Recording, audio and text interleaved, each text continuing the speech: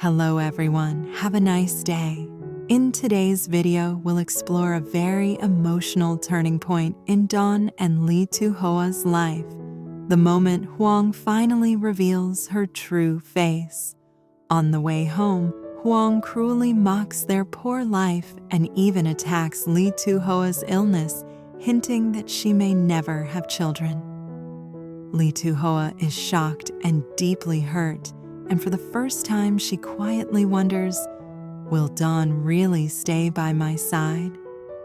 As we follow them back to their unfinished home, we'll see how Dawn answers that question, not just with words, but with his actions.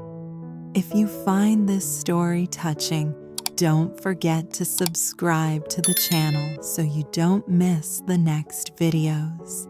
With that illness, where will children come from later?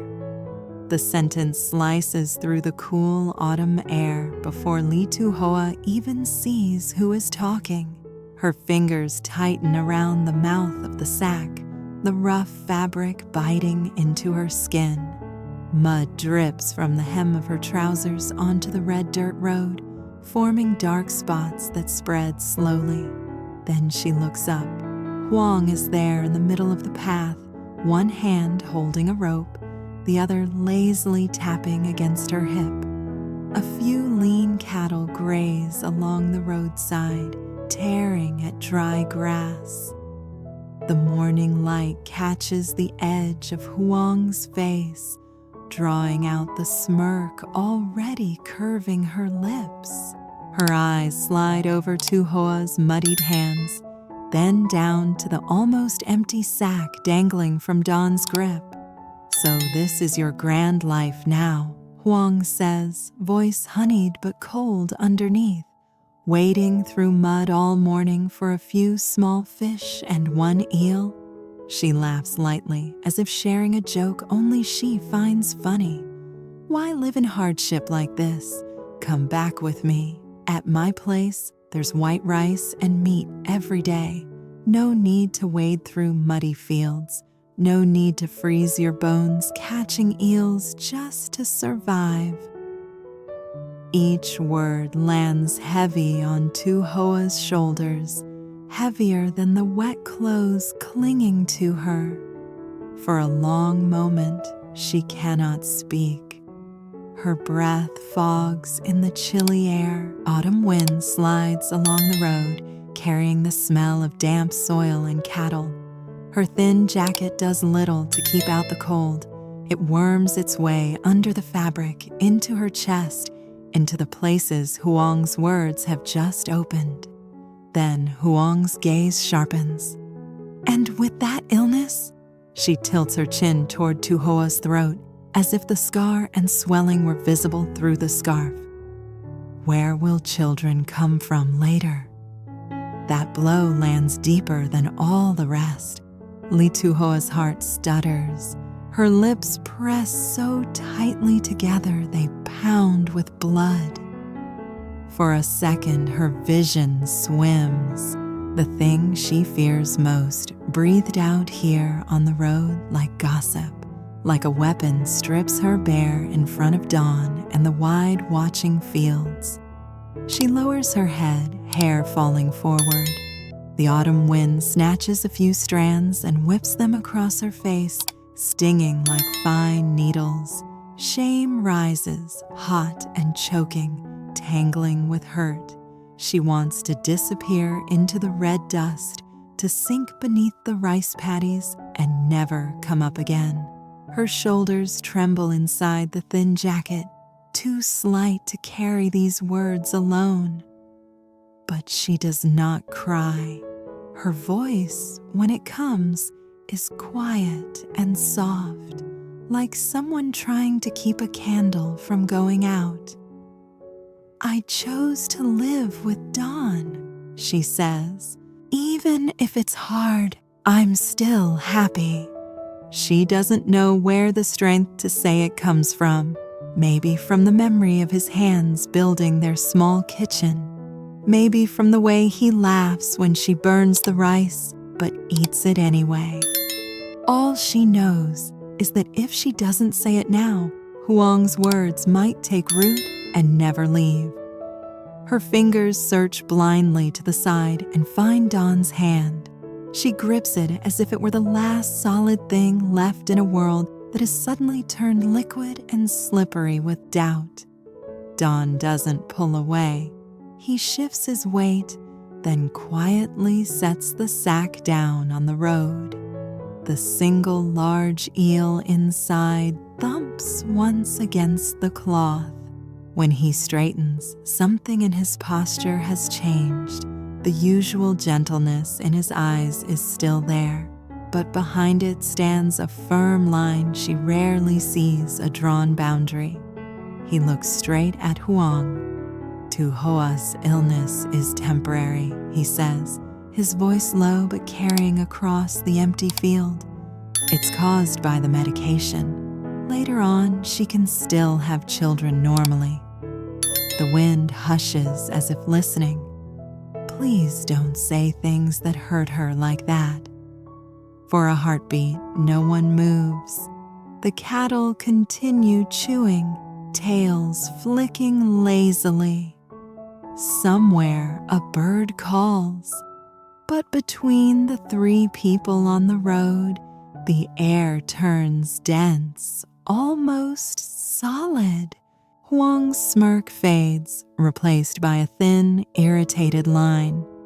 I'm just being realistic, she snaps. You're poor, Dawn, poor and stubborn. The house isn't even finished, and the yard is still just dirt. And now you want to gamble everything on a woman who might not give you a child. Her eyes cut to Tu Hoa, sharp as broken glass. If you abandon her later, she continues, voice dropping but no less vicious, this whole family won't forgive you. Not me, not anyone. Remember that. The words abandon her land like stones in Tu Hoa's chest. Abandon. The fear she hides deep at the bottom of her heart suddenly has a name, spoken out loud by the person she once called sister. Her grip on Dawn's hand tightens until her fingers ache. Will he get tired? Will he regret it? Will there come a day he looks at her and sees only a burden? Dawn breathes in once, long and controlled. He doesn't look away from Huong. I will take responsibility for her for my entire life, he says. He doesn't shout, he doesn't argue, he just states it as if he's announcing the time of day, for his entire life. The words sink into the red soil, into the cool air, into the very bones of the woman standing beside him. For a moment, they seem stronger than Huong's poison. Huong snorts. We'll see, she mutters, tugging at the rope. Young people talk beautifully when they're still in love. She clicks her tongue, turns away, and walks off, her sandals kicking up light puffs of dust. The cows follow, their silhouettes slowly dissolving into the pale mist hanging over the fields. Silence returns to the road. Dawn bends down, lifts the sack again, and brushes off the dirt stuck to the side. Then he turns and looks at Tu Hoa. Her face is pale, her eyes are too bright. The wind has reddened the tip of her nose. She looks like someone who just stepped out of a river in winter, soaked and shaking, but still somehow standing. He places his free hand gently on her shoulder. Let's go home, he says softly. She nods, not trusting her voice. They start walking again. Their footsteps fall in tandem on the red dirt road, a slow, steady rhythm. The world around them feels suddenly too wide, too open. The big sky presses down, and the fields stretch endlessly on both sides. In that vastness, Ly Tu Hoa feels very small. Huong's voice echoes again and again in her mind. With that illness, goodness, where will children come from later if you abandon her? She steals a glance at Don. He is walking beside her, gaze fixed on the path ahead, jaw set, shoulders slightly hunched under his worn shirt. The sack swings from his hand with each step. He said he would stay. He said entire life, but promises are easy under autumn light with only fields to hear. Will he still say the same if the hospital results are bad? If the years pass and there is no child calling him father? A chill slides up her spine that has nothing to do with the wind. She squeezes his hand again anyway. As long as he's still here, she tells herself, stepping over a small rock in the road, she will keep walking, one step, then another, even if the question and the title of her own life, will Don stay by her side, still hangs unanswered in the air between them as the dirt yard slowly comes into view. The dirt yard appears like a small patch of bare ground in the middle of the green fields. As they step inside, Ly Tu Hoa's strength finally gives out. She sinks onto the wooden doorstep. Don sets the sack down and opens it. A few small snakeheads slide against each other. One large eel lies coiled at the bottom. All that cold water and mud for this. What if I really can't have children, Don? She asks, before she can swallow the words back. The last light spills across the yard, catching the tears she can't wipe away fast enough. Don kneels in front of her, ignoring the hard earth under his knees. His rough hands gently hold her face. "Look at me," he says. She meets his gaze. It's lined with worry and tiredness, but there is no regret in it. "We'll go to the Central Endocrinology Hospital," Don says slowly. "Together. We'll ask the doctors, do the tests. Whatever treatment they say we need, we'll find a way." "It's expensive," she whispers. "We can barely buy cement. How can we pay for hospitals in the city?" "We'll work more," he replies. "Money can be earned, but if we give up before we try, what do we have left?" He wipes her tears with the hem of his muddy shirt, clumsy but careful. "Right now, I don't need you to promise me children," he murmurs. "I need you to eat, to rest, to stay beside me. The rest, we'll shoulder together." "I'm scared," she admits. "Scared you'll regret this, that you'll look at me and only see the woman who cost you the chance to be a father." After what Huong said, Don pulls her into his arms. "If I was going to regret it," he says quietly, "I wouldn't have taken your hand in the first place." The answer lands deeper than Huong's cruelty. She breaks then, sobs shaking her thin shoulders. Don doesn't tell her to be strong. He just holds her until the sobs fade and the yard falls into soft gray. When she pulls back, her eyes are swollen, but her breathing is steady again. "Sorry," she mutters. "I soaked your shirt." "It needed washing anyway," he smiles. She lets out a weak laugh. Inside, she washes her face. The woman in the scratched mirror still looks fragile, but there is a thin line of resolve in her eyes. He faced Huong. He is still here.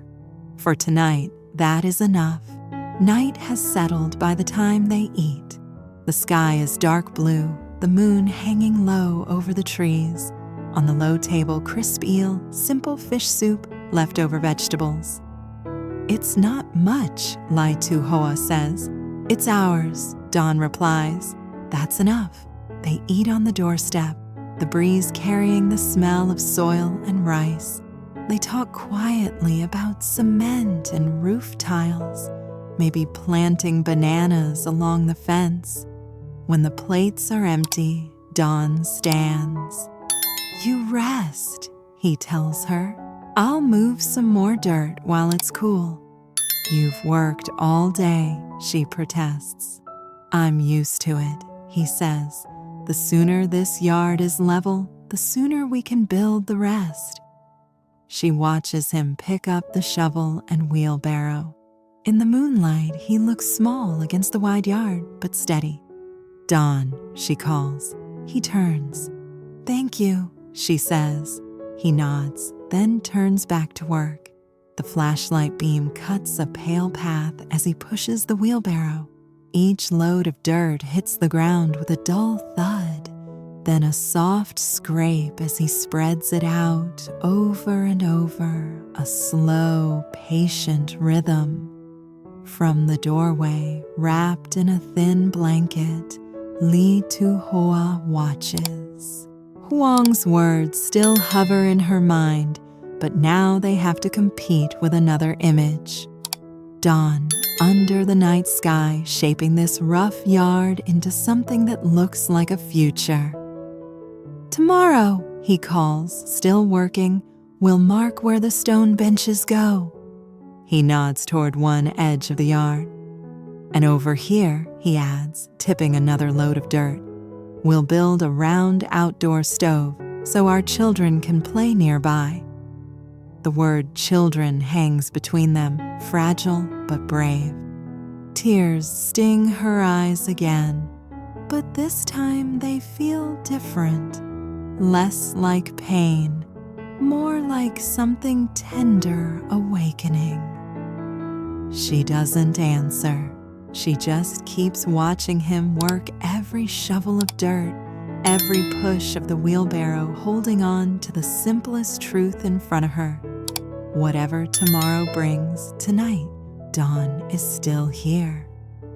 And in this unfinished yard under this quiet sky, that is the clearest answer she has to the question that has been haunting her since Huong's voice first cut through the autumn air. Will he stay by her side? Trên con đường đất đỏ về nhà, Hương xuất hiện đang chăn gia súc và cuối cùng đã bộc lộ bản chất tàn nhẫn của mình. Cô chế giễu John và Ly Tu Hoa vì nghèo, rồi còn đi xa hơn công kích căn bệnh tuyến giáp của Tu Hoa và ám chỉ rằng cô có thể không bao giờ có con. Vô cùng tổn thương và xấu hổ, Ly Tu Hoa chỉ có thể lặng lẽ khẳng định lại rằng cô đã chọn John. Dù cuộc sống có khó khăn đến đâu, John bước tới kiên quyết bảo vệ cô và hứa chịu trách nhiệm với cô suốt đời. Trở về căn nhà đang xây dở, nỗi sợ hãi ập đến và Ly Tu Hoa hỏi liệu cô có thực sự không thể có con hay không. John nhẹ nhàng an ủi cô, hứa sẽ đưa cô đến bệnh viện nội tiết trung ương và đối mặt với mọi chuyện. Đêm đó khi anh miệt mài làm việc dưới ánh trăng để san phẳng sương vườn và lên kế hoạch cho ngôi nhà tương lai của họ, sự kiên trì thầm lặng của anh trở thành câu trả lời thực sự cho câu hỏi của cô. Anh vẫn ở đó, vẫn chọn cô.